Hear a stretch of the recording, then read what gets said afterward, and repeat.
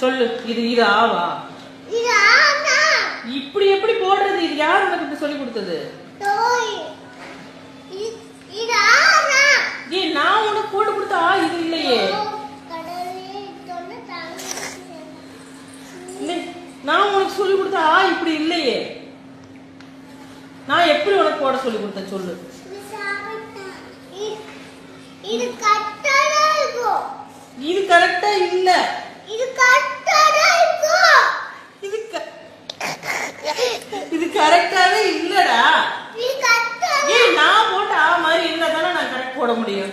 இது கரெக்ட்டாடா. இங்க பாரு ஏன் ஆ எப்படி இருக்குன்னு பாரு. இது என்னடா? உன்னோட ஆ நான் என்ன பண்ண முடியும்? எப்படி புக்ல இருக்கோ அப்படிதான் நம்ம எழுதணும்.